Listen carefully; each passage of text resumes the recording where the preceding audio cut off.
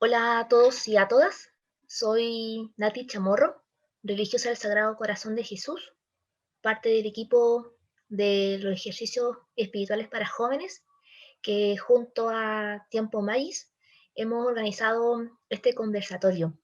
Así que le damos la bienvenida a cada una de ustedes y bueno, queríamos generar este espacio, este conversatorio pensando de alguna forma de poder reconectarnos después de un tiempo de vacaciones, por así decirlo, dentro de lo que ha sido esta pandemia, y también como una forma de reconectar y preparar el corazón para la Semana Santa. Y para eso hemos invitado a Rodrigo García, jesuita, magíster en ciencias bíblicas, que nos va a acompañar exponiendo el tema de la incertidumbre y contarle un poquito la modalidad. Rodrigo va a compartirnos y después vamos a dar tiempo de preguntas para que se genere el conversatorio. Por eso le invitamos a los que quieran hacer sus preguntas, que en participantes, en la parte de abajo, para recordar cómo funciona un poquito el Zoom, pueden encontrar la opción levantar la mano y así nosotros vamos asignando la palabra. Y para los más tímidos, tímidas, o para los que tienen el micrófono malo o cualquier cosa, el chat lo pueden escribir ahí y nosotros vamos a poder hacer las preguntas.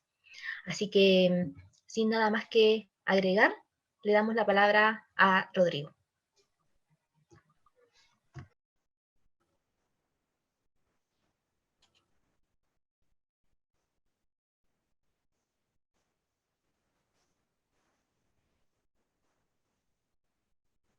No se escucha.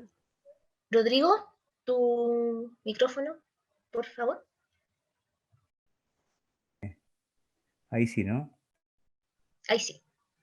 Ya, estoy bien contento de estar con usted acá. Me ha significado darle vuelta a estas cosas estos días para ver qué podía salir aquí, ¿no? De compartir una mezcla de las cosas estudiadas y de las cosas que acumuladas en la vida y las cosas que estoy viviendo o estamos viviendo ahora.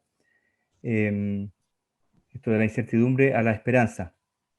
Y me gustó el título porque no es como lo típico, así como la desesperanza a la esperanza, sino dos palabras que habitualmente no van juntas, ¿no? La incertidumbre es como lo opuesto a la certeza. Eh, y la certeza es como aquí, ¿no? Como que me da un puesto fijo donde estoy parado. Y en cambio la esperanza es más bien lo contrario, es que mirando para adelante no sé para dónde voy o sin saber exactamente dónde voy, voy en la confianza de que para alguna parte camino y a alguna parte vamos a llegar. Y tiene sentido entonces seguir caminando. Y estamos en un tiempo bien complejo. Yo en los últimos bautizos, bueno, hace tiempo no tengo bautizo, pero le decía a las guaguas, mira, un día te van a contar que naciste en un tiempo complejo, pero un tiempo fascinante, que te tocó nacer en el año del estallido social o en la época del estallido social, cuando el país está cambiando, que cuando tú ni sabías quién era, el país empezó a escribir una constitución nueva, en que la gente no sabía, mucha gente no sabía que reformar el país o había que refundarlo. Y eso da confianza por un lado, pero otra gente tiene temor, dice, imagínate esto, así como la Plaza Italia de los viernes llevaba eso a la constituyente. Y otro decía, mira, ninguno de esos va a estar en la constituyente, no te preocupes, ¿no? Va a ser otra cosa. Pero esas como inquietudes que nos pueden venir de en qué estamos metidos, nos estamos metiendo, qué estamos haciendo por ahí. Y después una iglesia frustrada, por un lado, y una iglesia bastante frustrante y escandalosa. Y no solo por la jerarquía, de la cual soy también parte, sino también porque dentro del escándalo hay como ese abandono tan rápido, ¿no? Que a veces era lo que uno esperaba y deseaba que pasara, es decir, oye, como que está un poco inflado el cuento, pero un deseo de inmediatez en la perfección, ajena sobre todo, muy grande. Un deseo de que se resuelva todo rápido. Bueno, eso hace el tiempo un poco confuso y la impresión que me da respecto de estas cosas, a veces, es que em, como que el auto hizo un trompo y uno no sabe para dónde quedó mirando. y como no saber para dónde quede mirando nomás. Y hay que esperarse un rato para saber y retomar el rumbo. Y creo que es Galeano el que dice, hablando de la esperanza, que a veces se me cae el bolsillo, dice, tengo que andarla buscando un buen rato. Bien, ese es el tiempo en que estamos ahora buscando la luz, pero me vino la imagen de los discípulos de Maús, estos que van alejándose de Jerusalén, después de la Pascua de Jesús, de la muerte de Jesús, que quieren la luz, pero van durante el día, ¿verdad? Alejándose, es decir, van durante el día hacia la tarde, caminan hacia la oscuridad. ¿Ya? En la decepción, más encima van hacia la noche. En la mañana ya supieron de la resurrección y aún así prefieren alejarse de ella. No creyeron en la comunidad, lo que la comunidad les decía. Una imagen de Dios como separada de esa comunidad. La comunidad les dice una cosa en la que no confían y Dios va por otro lado y ya no vale la pena confiar en Él. La comunidad son una tropa de traidores, entonces no vale la pena seguir ahí. Entonces caminamos, tratando de salir de la incertidumbre y buscando al mismo tiempo cosas inciertas. Volvemos para la casa. Bonito lo de Jesús, dicen los discípulos de Maús, estuvo bonito, ¿sí? Vale la pena, nos da esperanza, pero nos vamos para la casa de vuelta. Es decir, chao Jesús, chao comunidad cristiana, esto terminó. Es como el último capítulo de San Juan, ese de la pesca milagrosa, cuando Pedro dice, está con los otros discípulos, Pedro dice, voy a pescar. Y ese voy a pescar no es como voy a ir a hacer algo así, ¿no? Dice, vuelvo a ser pescador. Lo de Jesús estuvo bien, este añito con Jesús, lo agradezco, pero se acabó y yo vuelvo a hacer lo que era antes. Voy a pescar. Y ahí Jesús se manifiesta desde la orilla, etc. Bien, en eso me detuve, eso es lo que me tocó ahora la mente, el corazón, al darle vuelta a esta idea de la incertidumbre a la esperanza. Entonces lo que vamos a hacer ahora es escuchar esta canción del texto de Esteban Gumucio y no sé si es de Fernando Paso la música, del grupo Los Perales de los Sagrados Corazones. Es de los años 60, la canción, es bien sesentera el estilo. Y bueno, la conocemos de sobra, el peregrino de Maús, que nos cuenta el mismo relato, un poco resumido, de que está en el Evangelio de Lucas en el capítulo 24. Entonces lo escuchamos, tratamos de pescar ahí la historia y después yo la comento un poco.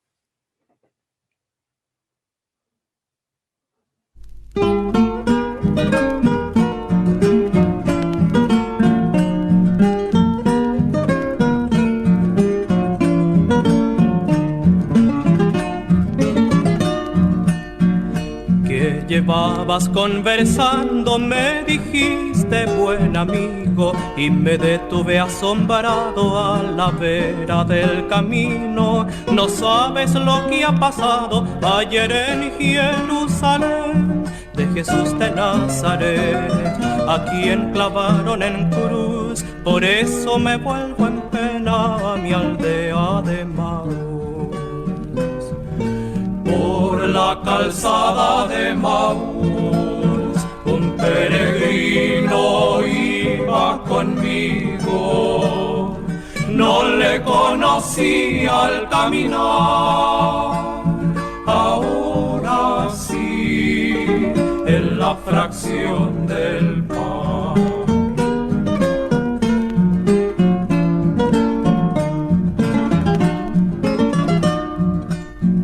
Van 3 días que se ha muerto y se acaba mi esperanza. Dicen que algunas mujeres al sepulcro fueron de alba. Pedro, Juan y algunos otros hoy también allá buscaron. Mas se acaba mi confianza, no encontraron a Jesús. Por eso me vuelvo triste a mi aldea de Maús. La calzada de Maús, un peregrino iba conmigo. No le conocí al caminar, ahora sí, en la fracción del mar.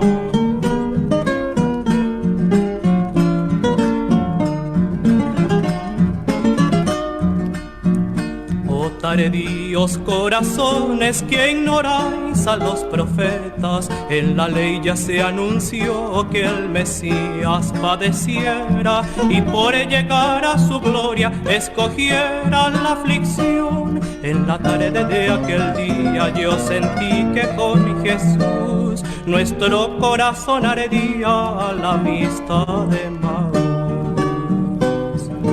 Por la calzada de Maús un peregrino iba conmigo, no le conocía al caminar,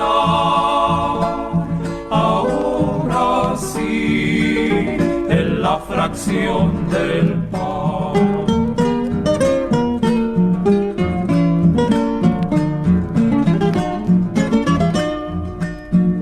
Hizo seña de seguir más allá de nuestra aldea y la luz del sol poniente pareció que se muriera.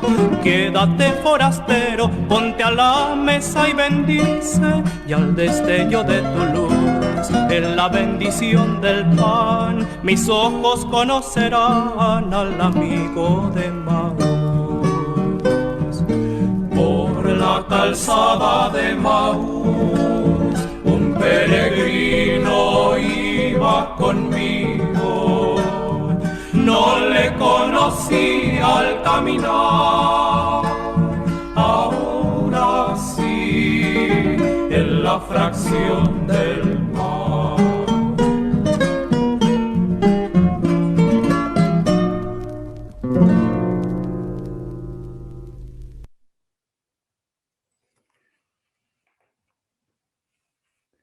Bien, debe ser que Cristóbal Fons tiene una versión en cumbia. Está bien, sí, está buena. Por si no te la buscan, la pillan. Un cover bien, nos pone al día. Bien, entonces esto de volver a la oscuridad, ¿no? De caminar, dice, son como 3 horas de Jerusalén a Emaús. Y dice, bueno, lo de Jesús, bien, estuvo bien. Dice que iban conversando. Y Jesús se aparece sin que se den cuenta. Ellos ya iban hablando de lo que había ocurrido, dice. Entonces dice, bueno, la muerte de Jesús en la cruz.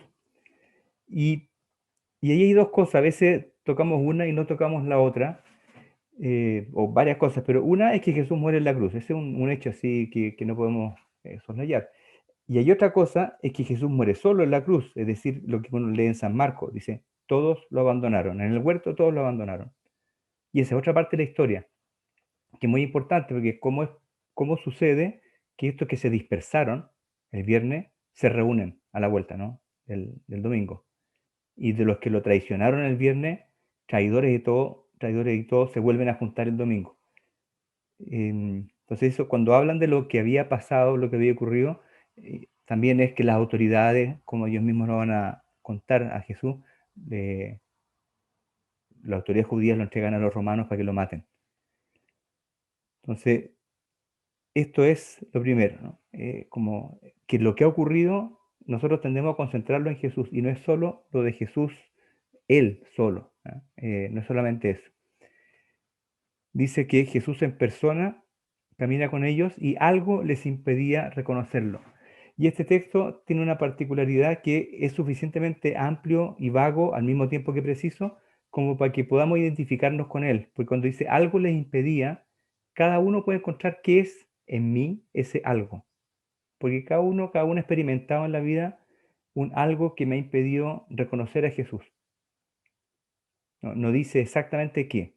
Yo puedo encontrar mi algo, que es lo que me ha separado, me ha distanciado, me ha como impedido ver.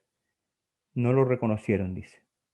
Y les pregunta, ¿qué van discutiendo? Y ellos están muy desanimados, le dicen, ¿cómo? Dice, tú eres el único en todo Jerusalén que no sabe lo que ha pasado, lo cual es una exageración, ¿se fijan? O sea, la muerte de Jesús no fue una cosa única y espectacular en Jerusalén. Murió con otros personajes que no valían nada. Lo ponen junto con dos ladrones. Entonces no hay que imaginar que estaba todo Jerusalén viéndolo a él. Este texto también es importante tener en cuenta lo siguiente. Es un texto que la redacción que tenemos, la versión que tenemos, es de 40 años después de Jesús, de los hechos. Entonces no tenemos una crónica de lo que pasó ese mismo día, como dice el relato. Tenemos un testimonio de lo que la comunidad cuenta, recogiendo el testimonio de los mismos cristianos durante 40 años. Entonces aquí se mezclan cosas que tienen que haber pasado, quizás no el mismo día, con cosas que ellos fueron rehaciendo, reelaborando, contando y relatando una y otra vez, hasta el año 75 más o menos, que es la redacción del Evangelio de Lucas, la redacción final. Entonces, cuando se dice que todo Jerusalén estaba así, es porque ellos, después de muchos años, miran esto con esa perspectiva, de que todo está, el centro está en Jesús, ¿no? Que es este profeta que Dios ha acreditado delante de todos.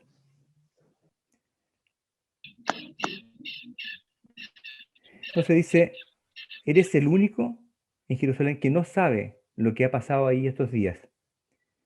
¿Y qué pasó? Les pregunta Jesús. Lo de Jesús Nazareno. Y de nuevo, ahí le va a explicitar más, pero ¿qué es esto de lo de Jesús?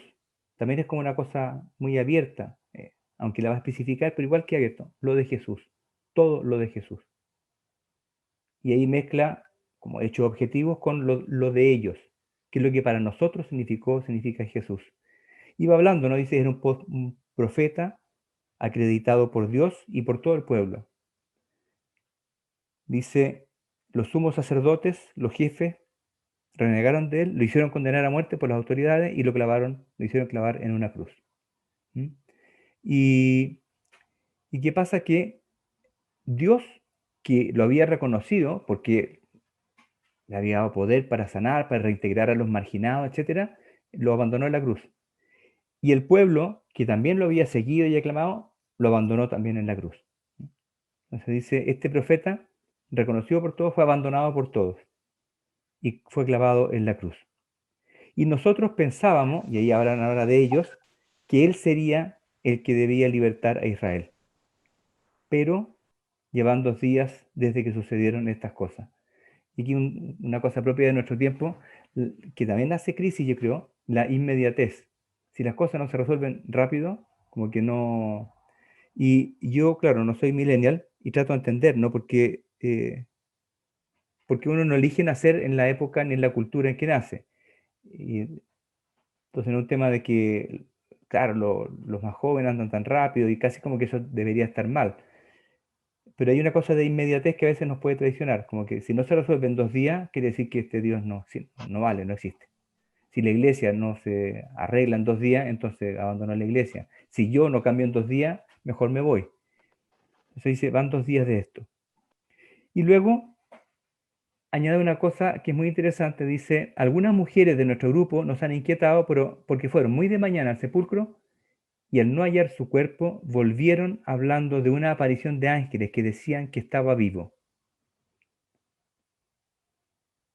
Y esto que ellos dicen, ¿no? Que Jesús fue un profeta poderoso en obra y palabra, que fue entregado a la muerte en cruz.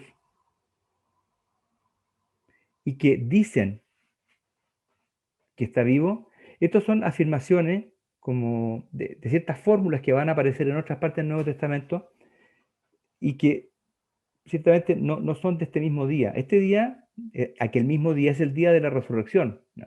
Es el día de la resurrección en la tarde. El domingo de Pascua, diríamos, en la tarde. Sino que, como que, lo que les decía, como aquí va sedimentando la experiencia de la comunidad y el testimonio de la comunidad durante 40 años hasta este texto de acá. Entonces dice, ellos ya saben ese anuncio central de la comunidad cristiana. Estos personajes del relato a esta altura, ya no los personajes históricos que pasaron por esta experiencia. Dice, ya lo saben y no lo creen. Es decir, es posible que nosotros sepamos todo acerca de Jesús. Sepamos quién es, cómo fue su vida, qué le pasó, y aún así caminemos en dirección a la oscuridad, en dirección a la incertidumbre y no en dirección a la esperanza y a la luz. Es un tema súper importante, interesante, que hay algo que dice que no retiene la mente, ¿no? sino dice los corazones, los ojos, pero no como órganos de percepción, sino como de sintonía con Jesús y con el significado de lo que era su vida. Y ahí Jesús toma la palabra y dice que poco entienden ustedes y son lentos los corazones. Ellos van a decir al final, nuestros corazones ardían. La canción dice, nuestro corazón ardía a la vista de Maús. Y dice Jesús, no tenía que ser así, no era necesario que el Mesías padeciera. Y aquí suena como que es que tenía que sufrir, pues entonces eso es lo que ellos no entendían, que Dios lo mandó a sufrir. Y yo no estoy tan de acuerdo con eso, ¿no? Yo creo que la Semana Santa es muy corta. Entonces la resurrección es como un spoiling de lo que viene, porque nos cuenta el final demasiado rápido. Y en la experiencia de la vida, la experiencia de la incertidumbre es más larga que el tiempo que va del Viernes Santo al sábado de la tarde. Como que uno no logra como asentar ahí, ¿no? El tiempo que va del dolor, ¿verdad? Al poder mirar de nuevo para adelante, de la parálisis a la confianza, son tiempos más largos. Y aquí parece todo muy, muy rápido, muy resumido. Entonces, cuando dice era necesario, como que está resuelto. No era necesario, sí. Como que fuera multiplicar los problemas por 0, queda 0. No hay más. Entonces dice, era necesario. Sí, que yo tendo a pensar, debe ser por mi propia experiencia, que cuando uno dice, no, es que tenía que ser así, lo que está haciendo es tratar de no mirar de frente la frustración frente a sí mismo, a sí misma, la decepción frente a la iglesia, por ejemplo, y como el desánimo frente a Dios, el dolor frente a Dios. No, es que tiene que ser así. Entonces al final uno no sabe quién está adorando, porque un Dios que es bueno, que es cercano, con un pero, y es que a veces no lo es, pero tiene que ser así.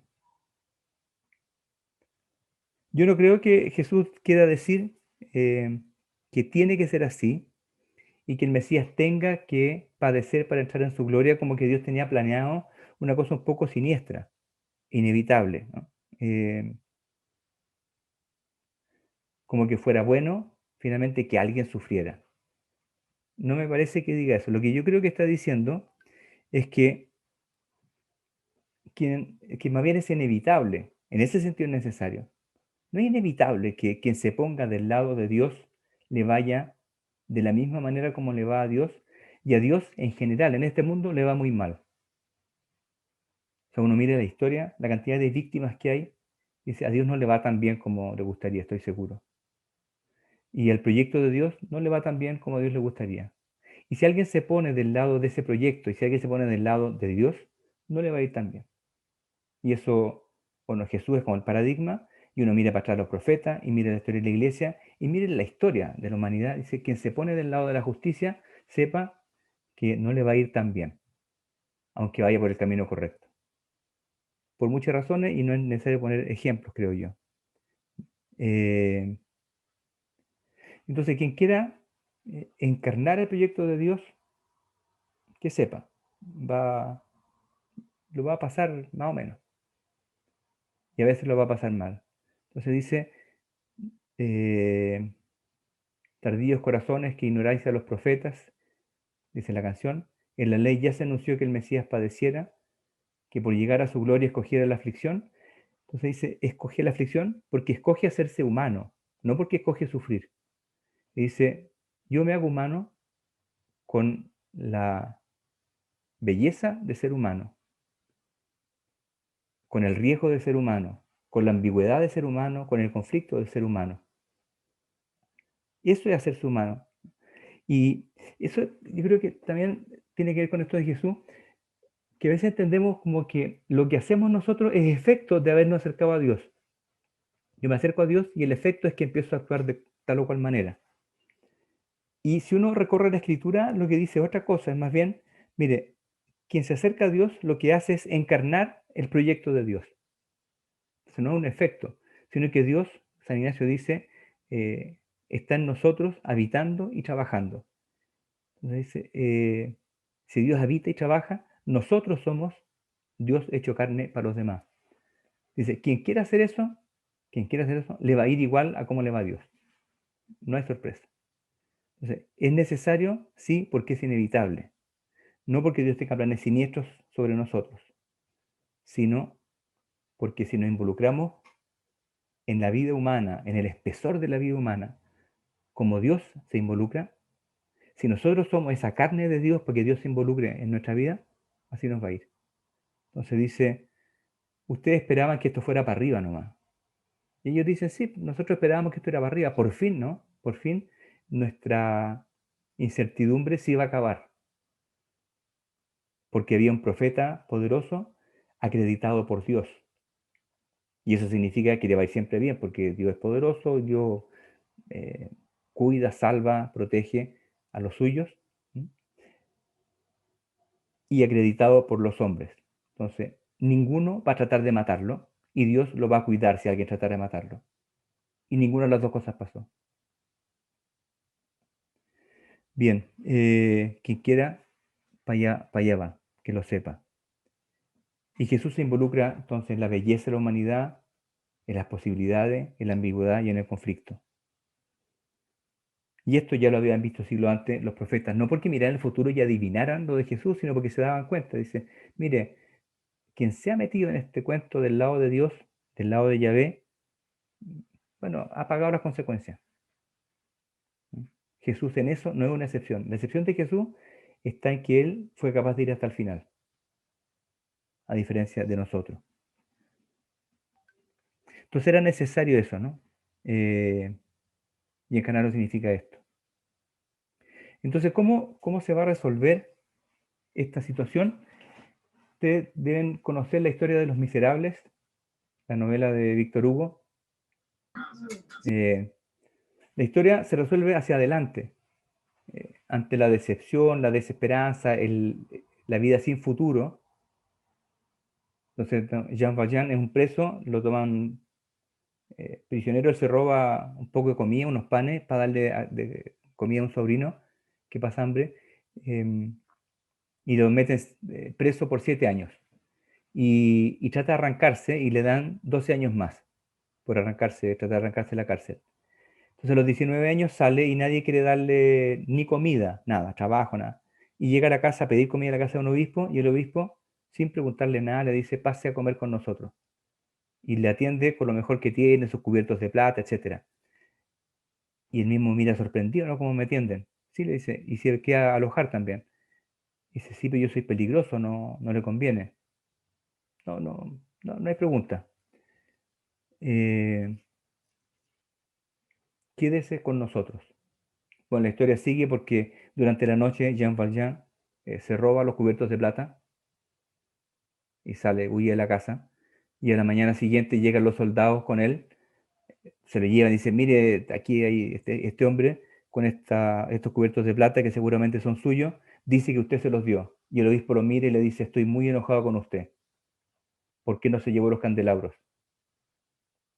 Vale mucho más que los cubiertos. Entonces los soldados lo dejan y él le agrega, dice, Jean Valjean dice, con estos que he hecho, con estos cubiertos, estos candelabros, yo he comprado su alma para Dios. Y le especifica, le dice, yo lo he sacado de las tinieblas y del mal y lo he consagrado al bien. Dice, no se olvide que usted me prometió ser un hombre nuevo. Y Jean Valjean no recordaba haberle prometido ninguna cosa. Pero esto nos dice, mire, ¿cómo se abre para adelante? ¿Cómo conseguimos que esta incertidumbre, que es casi certeza de que las cosas no van a andar, se abra, ¿no?, a la esperanza? Y el obispo era mayor, no tenía idea de qué pasó después con Jean Valjean. Pero al final de la historia sale Jean Valjean encendiendo unas velas en los candelabros y dice, estos candelabros han iluminado mi vida. Entonces juega con el doble sentido de que son las velas encendidas y le han dado sentido a mi vida. ¿Cómo se resuelve entonces? Le dice, quédate con nosotros. A este desconocido, ellos no saben quién es, va a seguir de largo. Parece que ya se va a poner el sol, ¿verdad? Todavía es domingo. Y quédate con nosotros. Entonces, ¿qué ocurre? Dice el texto, ¿no? Parten con la frustración. Dice, Jesús no es como lo esperábamos. Esperábamos una cosa que fuera para arriba nomás. En el fondo que se saltara nuestra experiencia humana, que fuera para arriba. Y ya no es eso. Y como no es eso, nos devolvemos a la casa. Y Jesús como que se aparece y les dijera, se van de la comunidad cristiana. Bueno, yo los voy a ir a dejar.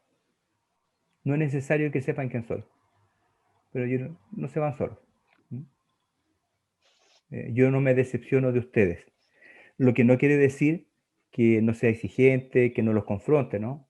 Pero no se preocupen, yo hasta el final. Jesús no es como lo esperábamos. Entonces, cuando ellos escuchan el final de la historia, que Jesús está resucitado, porque algunas mujeres lo dicen, no lo creen.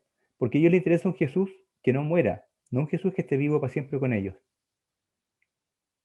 Dice, un Jesús que muere no nos saca de la incertidumbre. Y este Jesús que ha ido con ellos, les muestra, les dice, mire, de la incertidumbre no se sale porque vamos siempre por encima, digamos, sino porque asumimos toda la realidad, con la dificultad que eso tiene, con la dureza que eso tiene. Y entran a comer, o sea, lo invitan a comer, dice, mientras estaba en la mesa con ellos, tomó el pan, pronunció la bendición, lo partió y se lo dio. No sé si reconocen esto, que es lo que se dice en la misa para consagración. Porque Jesús, antes de dar su vida por nosotros, estando sentado a la mesa con los discípulos, tomó el pan, lo bendijo, lo partió y se lo dio. Esas 4 palabras también son técnicas, se usan hasta hoy día en la misa. Entonces, que aparezcan aquí supone un desarrollo ya de la liturgia de la comunidad. Cuando dice eso, está hablando de la Eucaristía, claramente. Y al final dice, lo reconocieron al partir el pan. Y al reconocerlo al partir el pan de nuevo estaban perdidos, y cuando Jesús partió el pan, cuando celebraron con él la Eucaristía, vaya a saber uno exactamente en qué consistió esa Eucaristía, dice, se le abrieron los ojos.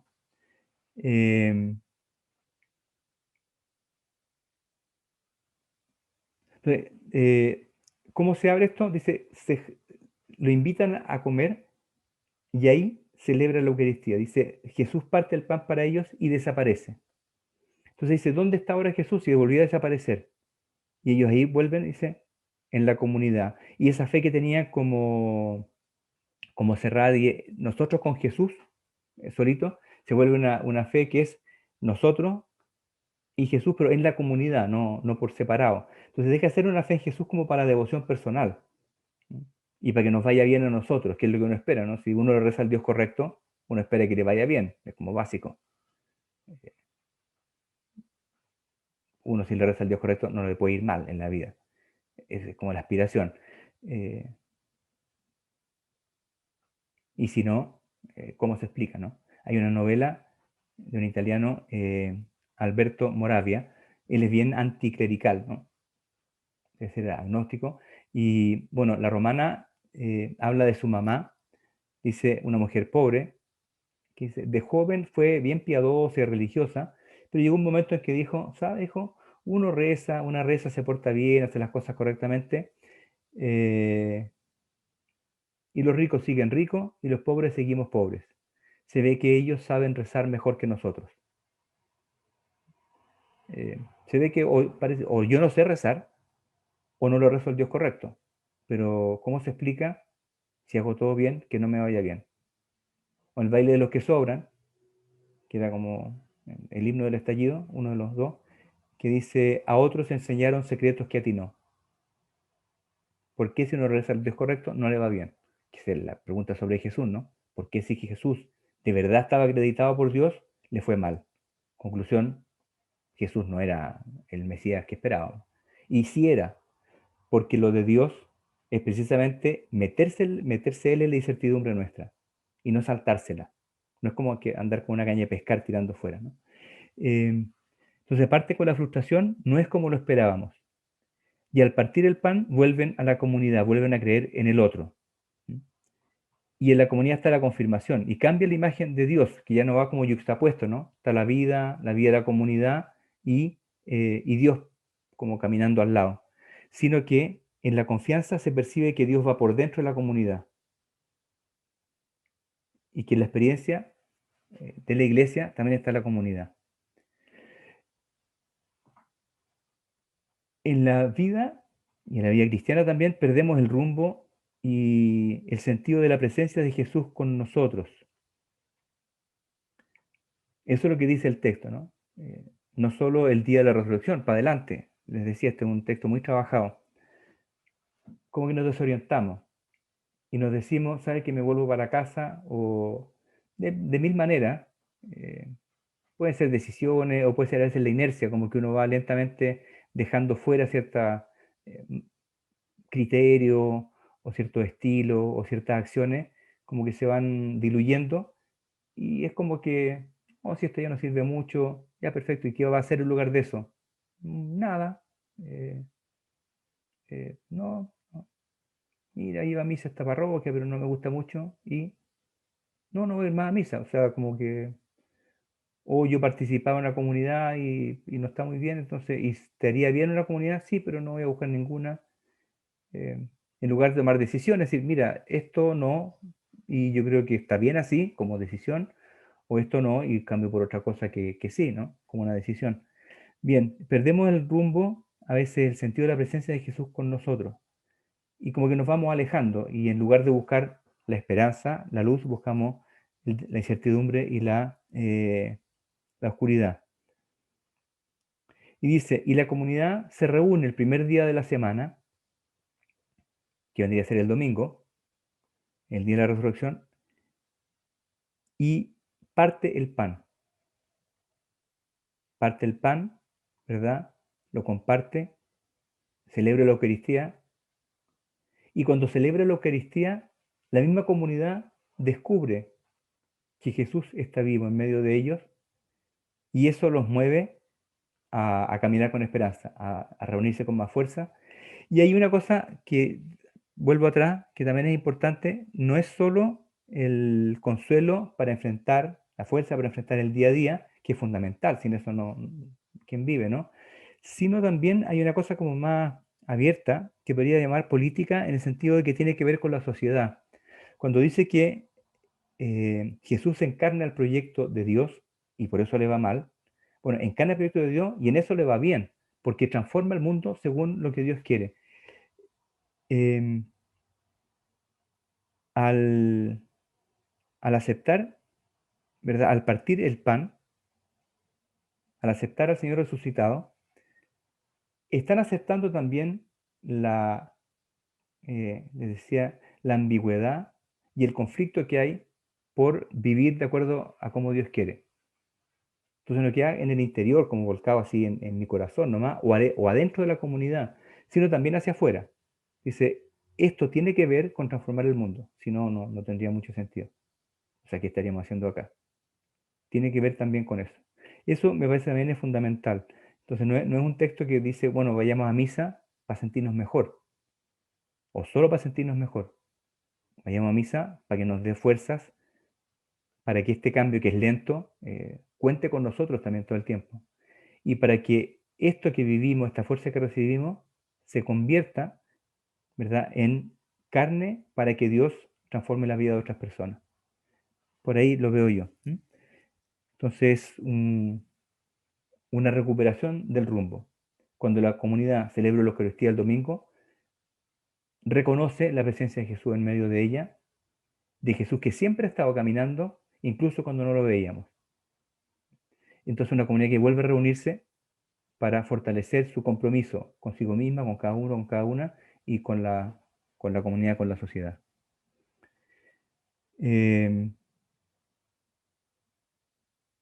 Hay una payadora, decimista, una amiga, Cecilia Astorga, alguno la conocerá, que hizo una décima para el Jueves Santo del año pasado y me la mandó de regalo. Pero sigue siendo de ella, evidentemente. Dice, hace alusión, bueno, al Jueves Santo, al estallido social y a la cuarentena. Este es un tiempo increíble de encierro e incertidumbre, donde ya se hace costumbre lo simple y lo imprescindible. Otro mundo ya es posible en el responsable afán. Muy alertas estarán nuestros pasos al camino cuando se comparte el vino, cuando se comparte el pan.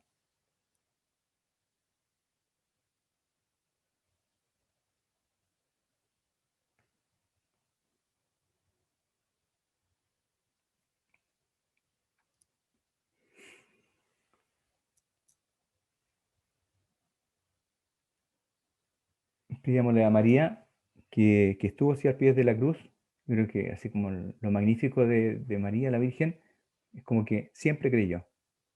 Entonces la primera como que en experimentar la resurrección.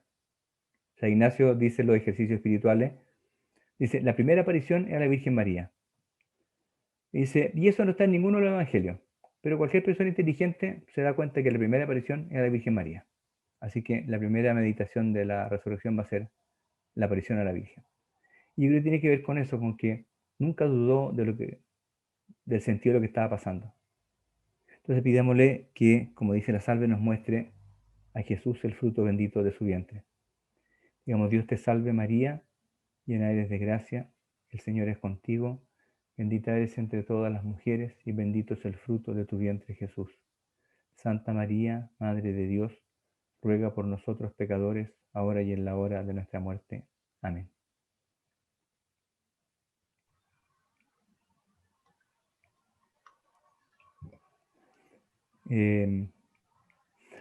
Oye, podemos conversar, no sé cómo lo hacemos, comentar, no tiene para qué hacer preguntas, puede ser comentario, de repente alguien dice una cosa, otro le sigue o comenta, o sea, no tiene para qué ser reaccionar a lo que digo yo nomás.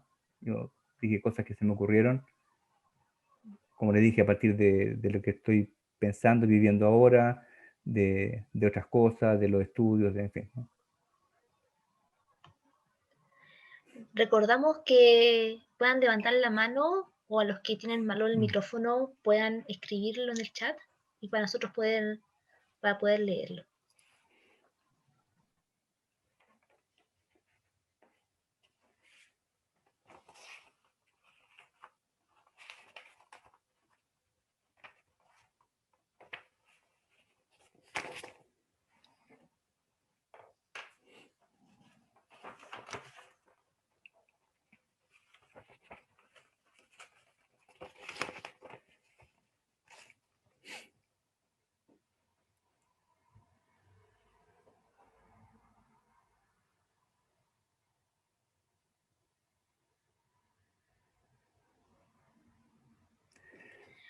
Vaya, En el chat hay un sí.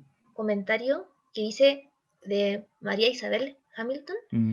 cuesta entender que el que sigue a Cristo le va mal.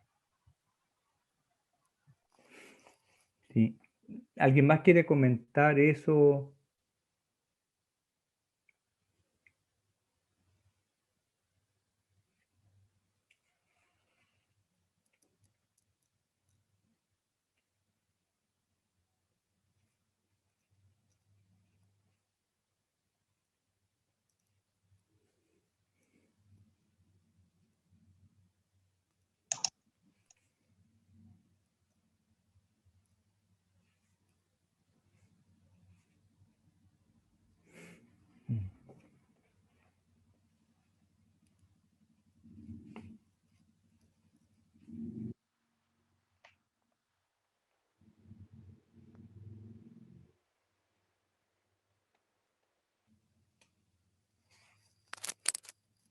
Mm. Fiorella, ¿sí? Por favor, hay una pregunta. Perdón, sobre esto mismo. Sí, Sí. era Claro, no es pregunta, pero sí me ponía a pensar en eso de por lo que recién preguntaron de esto de cuesta entender que el que sigue a Cristo le va mal. Porque hace un tiempo a mí me pasaba, por ejemplo, que es como, que creo que también es porque nosotros no lo creemos a veces. O sea, porque es como que a veces a mí me pasaba que me daba como miedo de pedirle cosas y decepcionarme, digamos. Como que obvio que uno quiere que sea lo que Dios quiera y sabe que Dios va a elegir lo mejor para uno, pero humanamente quiere lo que quiere. Entonces, es como que por ahí a mí me daba como esto de no quería pedir ciertas cosas porque no tenía la fe suficiente de que él lo podía hacer o que sí iba a hacer su voluntad, y de alguna forma me iba a decepcionar de eso. Y entonces me iba a enojar con ese Dios al que amo y demás. Y creo que capaz que eso también, digamos, uno lo refleja. Claro, uno lo refleja y eso se transmite también al otro. Entonces, claro, uno no puede entender que cómo nos va a ir mal, y mal según quién, digamos. Eso también. Eso me ponía a pensar cuando leía la pregunta esa.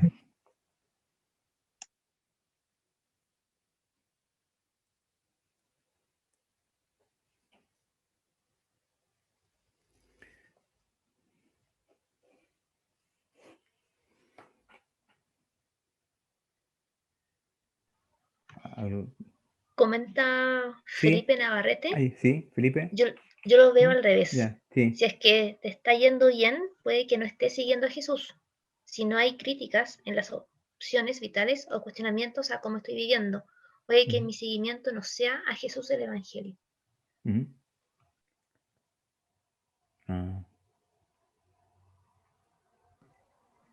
¿Y qué es irte bien? También pregunta María Isabel.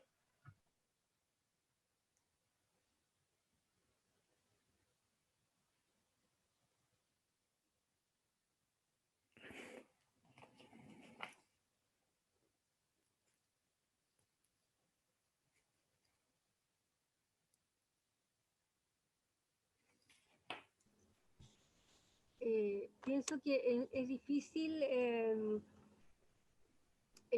no ser vilipendiado o maltratado. La iglesia siempre ha sido maltratada.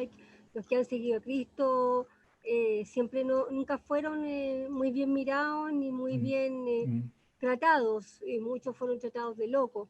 Entonces pienso que es complicado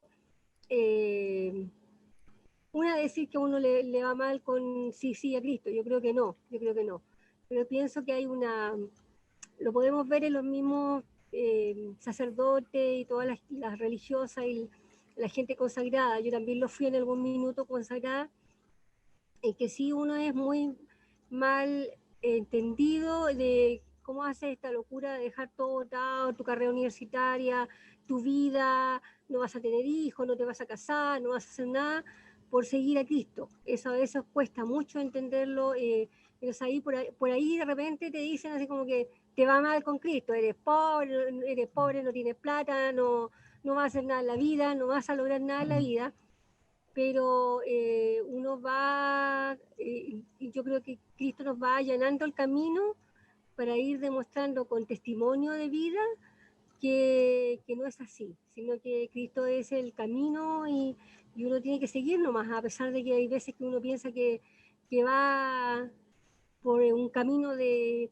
oscuridad, pero uno siente que tiene la luz dentro de uno. Entonces cuando uno siente eso, siente que está en el camino correcto. Eso es lo que yo pienso.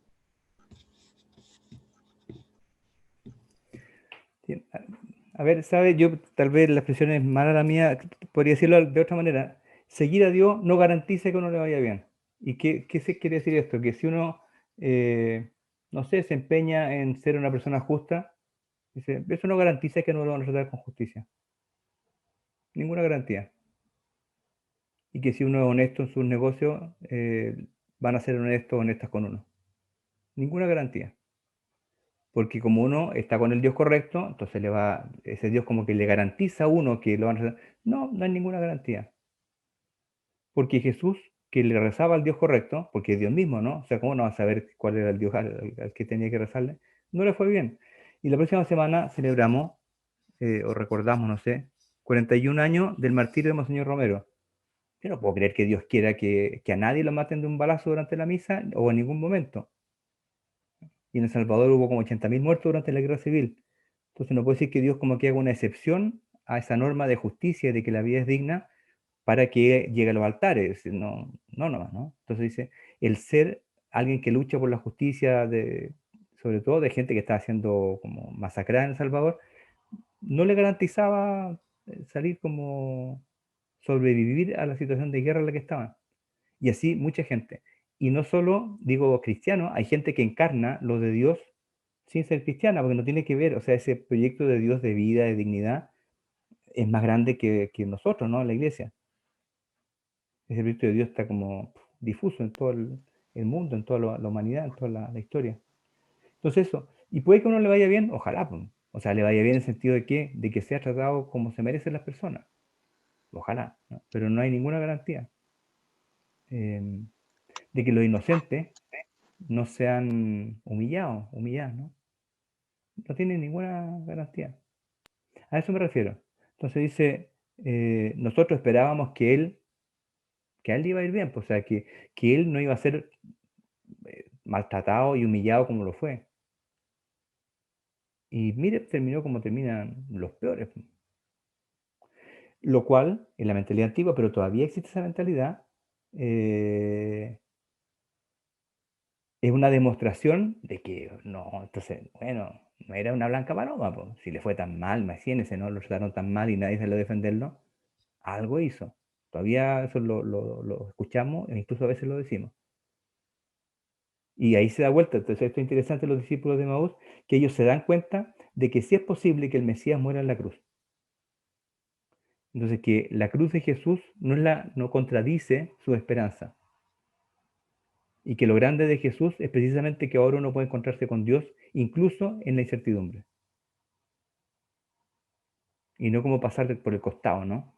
Como que cuando hay taco y uno le pide ahí al Waze que le dé un atajo para salir rápido del taco. Dice, no, mire, Dios se metió en la misma autopista que nosotros, con taco, con lo que sea. Así lo entiendo. Y si uno va con Dios en el auto, nada le garantiza que esta autopista va a estar despejada. Eso es lo que yo quise dar a entender, pero me doy cuenta que no lo dije muy, muy bien, ¿no? Porque hay cosas en esta vida que no son como Dios quiere, tal cual. Y tal vez es uno de los descubrimientos de los discípulos de Maús. Incluso a Dios le pasan cosas que Dios no quiere. Pero Dios elige estar con nosotros e involucrarse hasta el final. Eso sí, esa es la buena noticia.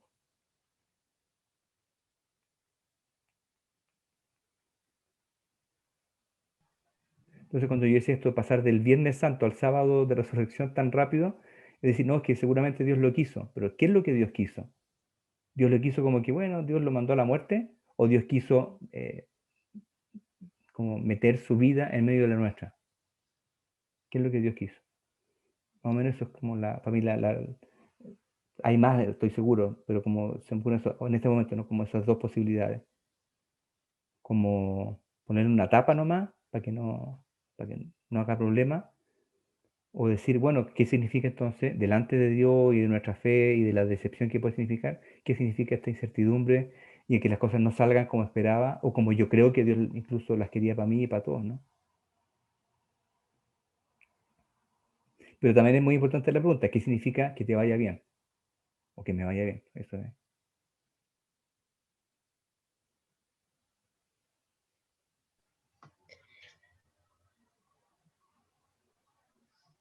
Acá hay un comentario de profe Emilce. Dice, me parece muy interesante darse la oportunidad de cuestionarse la mirada personal sobre el sufrimiento y el papel que Dios tiene en esto. Me gustó mucho descubrir en el texto propuesto que el sufrimiento no es una carga que viene de Dios, sino que es algo inevitable, que Dios lo quiso y quiere asumir en nosotros en la historia. Luego, Marcela Caros nos da la fuerza para salir del taco, a lo que tú comentabas, que se nos colocan en el camino de la vida. Y Ignacio Tobar quiere hacer una pregunta. Dice que se sale algo del tema, pero igual Ignacio. Sí. A ver, Marcela, déjame comentar eso. El punto es que la fuerza la da desde dentro, no desde fuera. No sé si me explico. O sea, no mira desde el puente. Sino que dice, nos da fuerza para salir del taco, pero adentro del taco. ¿Sí? No es como que efunde así como una fuerza. Sí, respondió que totalmente de acuerdo.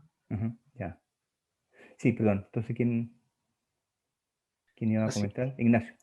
Sí, yo más que nada la reflexión que nos ofreciste sobre la incertidumbre y el texto como que me recordó, no sé de quién, no sé si es de Esteban Gumucio la frase de que hay gente personas que viven siempre en cuaresma como si nunca hubiera resurrección.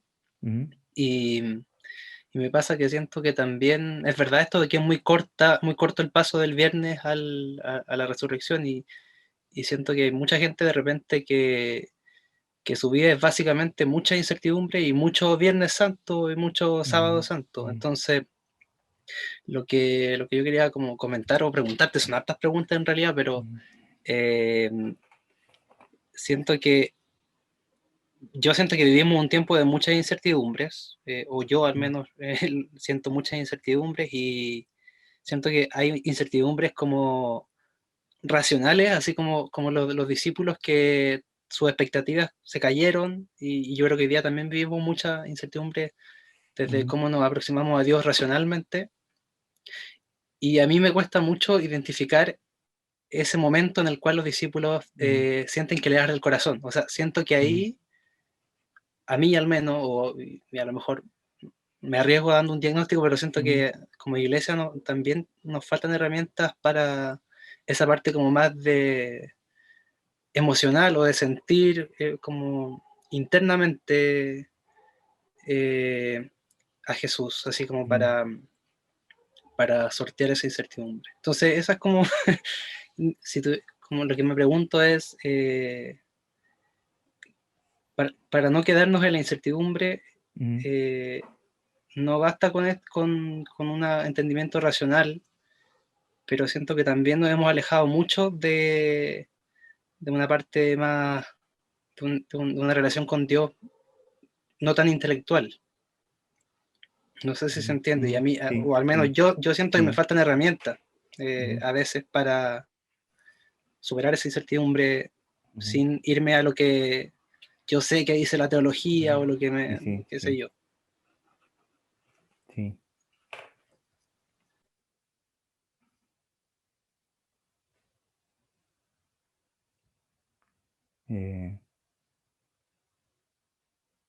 Yo creo que nosotros manejamos una versión un poco mutilada de la espiritualidad ignaciana, que la convierte en un trabajo más intelectual, ¿no? Y citamos que San Ignacio insiste en que hay que sentir y gustar internamente las cosas, pero eso porque hay que decirlo casi, o sea, pero finalmente uno como que hace reflexiones y saca conclusiones. Y es bastante más emotivo. Pero es cierto, uno al final como que hace meditación, entonces pone argumentaciones y después hace algún como ejercicio de voluntad, dice, bueno, conclusión, tengo que hacer esto. Pero eso en general llega hasta ahí nomás porque no ha pasado por el aparato emocional de uno. Entonces queda como ese nivel. Yo cuando digo también partir el pan, bueno, una cosa es la Eucaristía, obviamente, ¿no? Pero partir el pan es mucho más amplio, porque partir el pan para ellos fue literalmente invitar a comer. Y hay muchas maneras de invitar a comer. Creo yo, ¿no? Como sí, de hacer que el mundo sea más justo, más digno, que el trato entre las personas sea más integrador, más igualitario.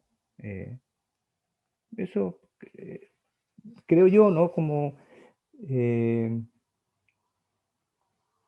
a ver, yendo para atrás, esto de que uno encarna el proyecto de Dios, esto de la palabra de Dios, para nosotros significa cosas, distintas cosas, pero yo tiendo a pensar que la palabra de Dios para nosotros tiene una cosa como medio conceptual, ¿no?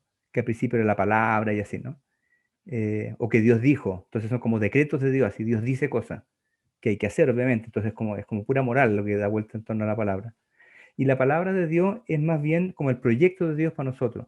Dios nosotros lo experimentamos como palabra, es decir, uno experimenta a Dios como uno que nos mueve en una dirección, como un sueño que tenemos dentro, que Dios lo ha soñado con nosotros.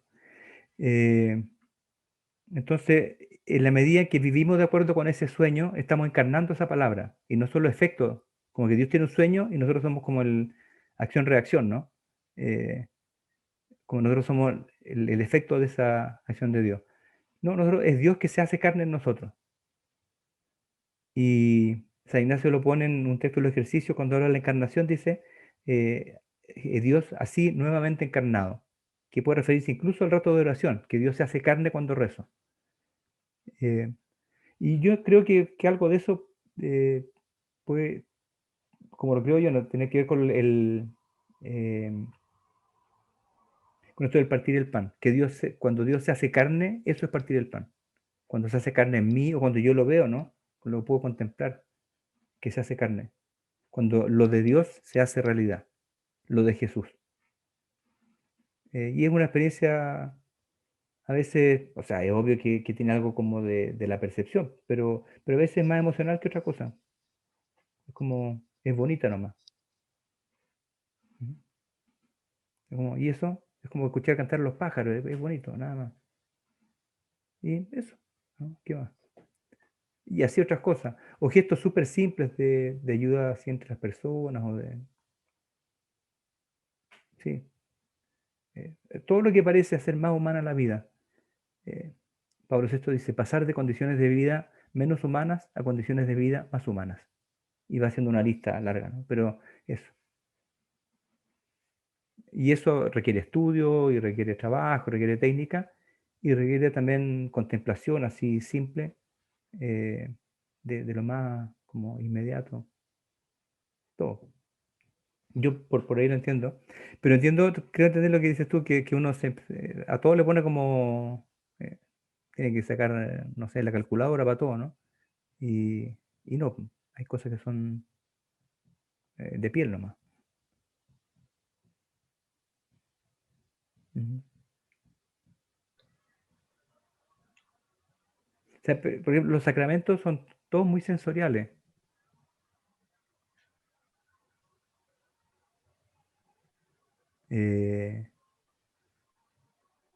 No sé, el agua, el bautismo, la Eucaristía, el comer, beber, el aroma son cosas que pasan casi desapercibidas, pero el crisma tiene aroma. Eso no tiene mucha... la intimidad sexual del matrimonio es un sacramento. Eso. Entonces sí uno va viendo que, no sé si a lo que apunta, como que todos tenemos teología. Entonces no es un sacramento por esto y por lo otro, y esta es la especie, la forma, etc. Es decir, ya, pero a ver primero qué es lo que es.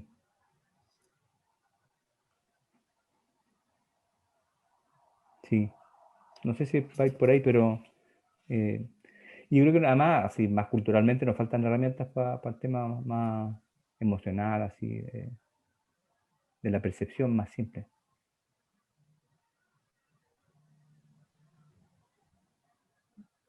Es cuanto puedo informar. Invitamos a quien quiera hacer la última pregunta para ya ir cerrando.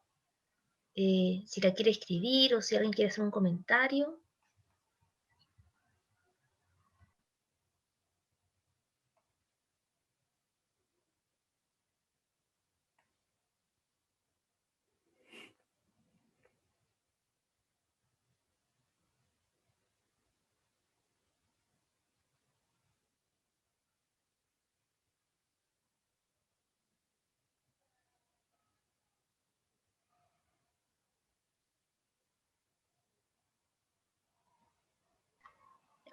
Parece que no hay más comentarios ni preguntas.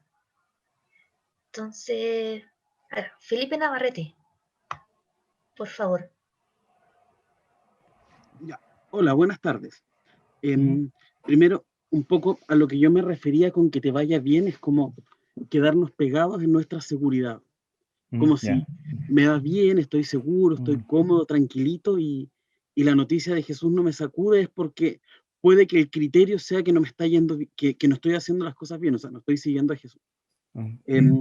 Si hay algo que me conmueve del Evangelio, es la humanidad de Jesús. Yo creo que es algo que desde nuestra tradición religiosa hemos perdido como en vista. Nos quedamos mucho con esta idea de la divinidad, pero nos olvidamos que Jesús es verdadero Dios y verdadero hombre. Entonces, creo que siempre volver a la humanidad de Jesús nos ayuda. Y por último, que era la última pregunta, o sea, y el comentario que hacía Ignacio, es una cosa que hace rato le ando dando vuelta, que tiene que ver con la mística. ¿En qué consistiría esta mística cristiana? Y como la única respuesta que tengo hoy día es poner los pies en la tierra. Y como que por ahí siento que uno se puede ir encarnando, descubriendo lo que está pasando en el entorno, ir viviendo, y claro, desde eso ir sintiendo, ir buscando este sentido de pertenencia al proyecto de Dios. Eso.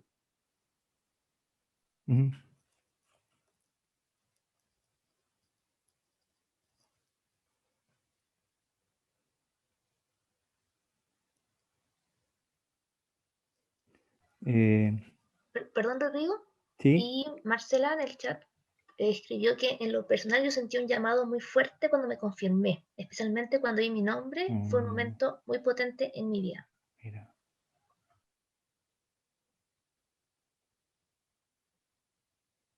Oh, qué impresionante.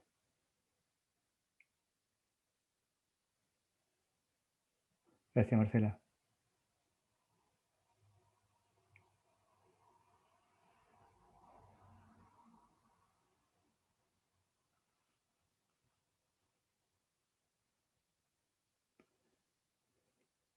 Sí, estoy de acuerdo que a veces uno se acomoda con esto del seguimiento. Igual está el peligro, que es como tan cristiano, de que esta cosa como de que para hacer las cosas bien hay que pasarlo mal. No sé si realmente no se piña con eso, como que si uno no lo pasa mal, como que hay que sospechar. Y que uno puede encontrar seguridad en pasarlo mal, digamos, o sea, estar en ambientes jodidos para trabajar, cosas así, y como que eso, entonces, confirma que estoy bien, porque, y de repente quizás sí, y otras veces no, nomás, porque uno no es el Mesías que tiene que estar salvando a toda la humanidad, sí tiene responsabilidades respecto de toda la realidad, ¿no? Pero, o sea, estoy de acuerdo que a veces uno se acomoda, me va bien, pero a veces uno puede convertir esta situación como conflictiva, permanente, en un absoluto, cuando, o sea, para alguna gente lo es, ¿no? O sea, no sé, cuidar a un enfermo por muchos años y tener que financiar sus gastos de salud, etcétera, es irreversible, o sea, y mucha gente lo vive así, no hay nada que hacer, no hay elección. Pero hay gente que elige ciertas situaciones difíciles pudiendo cambiar, y como decir, no, hay que elegir eso, y quizás sí, en algunos casos, obvio, y en otros casos no. A eso me refiero, que no hay casos en que no se pueden cambiar y otros casos en que sí. Bien, pues yo le agradezco que me han obligado a pensar varias cosas con las preguntas y con lo previo también, toda la previa. Sí. Sí, como Muchas gracias. dije, como en el chat sale la familia, se corrió un poquito, la familia Tapia Herrera, que te agradecemos también nosotros, agradecemos también la asistencia, la escucha de cada uno de ustedes en este conversatorio, y tenemos 2 avisos, no podemos terminar sin los avisos como siempre. Primero es que hay ya una fecha para los ejercicios online para jóvenes. Es el 26 de abril. Pronto va a empezar a salir la publicidad para que estén atentos, para que pasen la voz. Y también invitarles a todo lo que se va a la Red Juvenil Ignaciana a nivel nacional están organizando, y sobre todo por la plataforma Magis. Instagram, Facebook, van a estar los chicos ahí también promocionando para vivir la Semana Santa. Y un poco también, como decía Rodrigo, de que esta esperanza la vivimos en comunidad, no la vivimos solas.